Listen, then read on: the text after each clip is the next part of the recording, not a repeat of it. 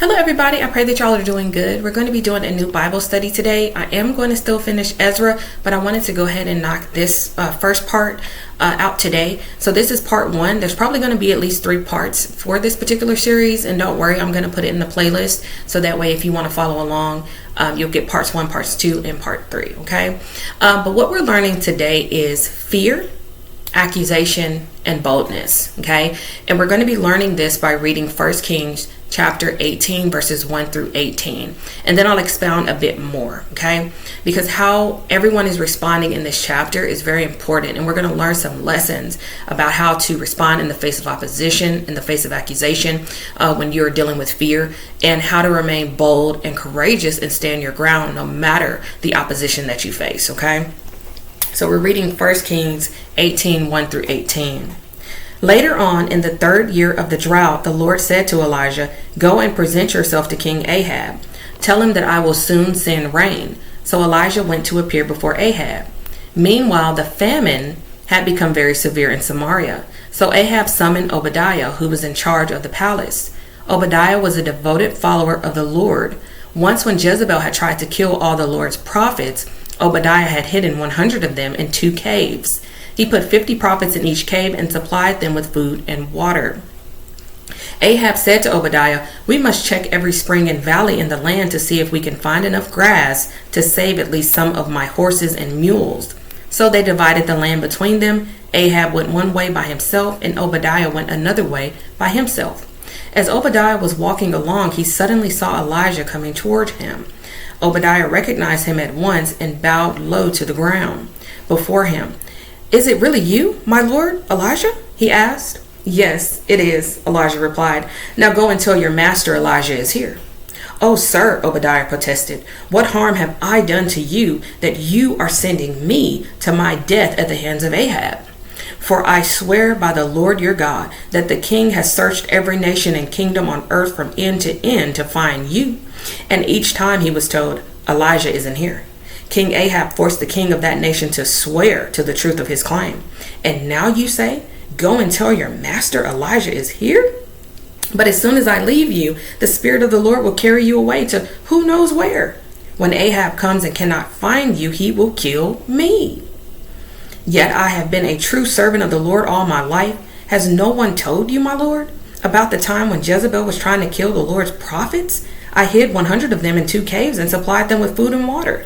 And now you say, 'Go and tell your master Elijah is here'? Sir, if I do that, Ahab will certainly kill me." But Elijah said, "I swear by the Lord Almighty, in whose presence I stand, that I will present myself to Ahab this very day." So Obadiah went to tell Ahab that Elijah had come, and Ahab went out to meet meet Elijah. When Ahab saw him, he exclaimed, "So, it is really you, you troublemaker of Israel." "I have made no trouble for Israel," Elijah replied. "You and your family are the troublemakers, for you have refused to obey the commands of the Lord and have worshipped the images of Baal instead." All right, y'all. So it's a lot to unpack here, and I already have my notes here to the right, okay? So that's where I'm going to be reading from now. So, number 1, Obadiah shows us what faithfulness looks like in a corrupt environment, okay? So Obadiah served God while working under Ahab and Jezebel, 2 of the most wicked leaders ever existed, okay? He didn't have a safe, comfortable place to serve God. He had a dangerous one, yet he still protected God's prophets, okay? But we also see that he's very fearful. He is very concerned and he's worried because Jezebel has already killed so many of God's prophets. And so here comes Elijah saying, "Hey, tell him I'm here." And he's like, "Well, hold on now. I'm not trying to put myself in the line of fire. I'm not trying to put myself in danger, in harm's way," right? And so what we're learning is, even though we see that there is fear rising up in Obadiah, we also see how faithful he is even in the face of fear, because he did go ahead and go to the king and tell him Elijah is here. So what is the lesson? You can be faithful even when your environment is frightening or ungodly, okay? You can remain faithful to God. You can continue to stand your ground, and you can be obedient. You don't have to be like the environment that you're in. You don't have to serve the gods that they serve. You don't have to do this or do that to fit in. We are not called to fit in. We are meant to stand out, okay? We don't go along to get along, okay? So number 2, fear doesn't mean you're weak. It means the battle is real, right? So Obadiah was afraid because he lived under leaders who killed God's people. His fear wasn't a lack of faith. It was the reality of the spiritual climate. Okay. So the lesson here is fear in a hostile environment is normal. Okay. What matters is that you keep obeying God anyway. Okay. So for many of you, when you're not gossiping in the workplace, when you're not doing what everybody else is doing, you're not drinking, party, smoking, and things of that nature, you will feel like your job is on the line because you are considered the outcast amongst the group, amongst your co-workers, right? You're not like everybody else. So fear can rise up. Oh my gosh, what's going to happen if I lose my job? I'm just trying to be obedient and serve God, right? And so number 3, wicked leaders blame the righteous for the consequences of their own sin. And we see this with Ahab. Ahab calls Elijah the troublemaker, right? Even though Ahab and Jezebel caused the drought through their own idolatry, through their own sin, their own behavior, their own refusal to bow down and worship God, the true and living God. So this right here shows a spiritual projection. Okay, blaming the righteous for the chaos created by the wicked. And many of you that have dealt with Jezebels before in real time, you know they never are accountable for what they have done. Ahabs, people that have the Ahab spirit, they're not accountable for what they have done.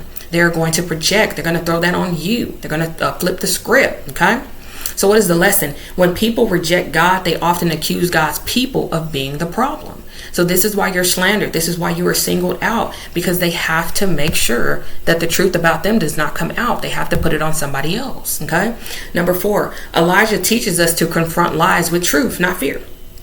Always be honest. Always do what is right. Okay. Elijah doesn't accept Ahab's accusation. He boldly says, I have not caused any trouble, right? You have. Not only you, but you and your wife. Okay. Because of your idolatry. And the lesson is, boldness is not arrogance. Boldness is clarity. Sometimes you must speak truth directly to power. Okay. Sometimes that's letting them know, and they're your boss. Okay. It's the CEO. Okay. It's somebody with a high position, a high authority, where it's like, oh my gosh, I can't believe you approached them that way. I can't believe you stood your ground against whoever, right? You have to approach these people with boldness. Nobody's higher than God. I don't care what your role is. I don't care what your rank is. I don't care how long you've been CEO, right? Boss. God is the ultimate boss, okay? We have to reverence him, fear him, respect him. And that's something that Ahab and Jezebel did not do. And so it caused a drought on the land. And then finally, number 5, God positions his people in dark places for a purpose.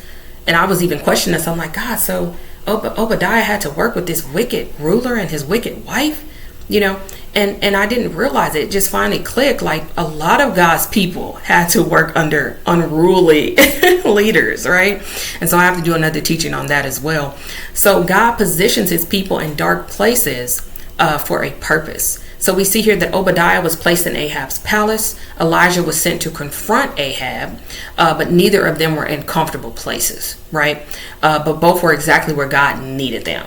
And so oftentimes we're uncomfortable in these workplaces. We're uncomfortable in our households, or, you know, wherever God has you, but you're where you're meant to be. Okay. That's where God has you. So what is the lesson? What is the takeaway? God doesn't always remove his people from wicked environments. Sometimes he uses them to expose darkness. Okay. Oftentimes when I've gone into particular workplaces, it's just temporary. God doesn't have me there long. It's to expose something about that workplace. It's for me to learn something so I can get on here and share content, help somebody else, strengthen my brethren, my sister, because now I can see what's happening behind the curtain, behind the veil in these wicked workplaces or these wicked households. Okay. Let me make sure, y'all. And I totally forgot, y'all. Number 6.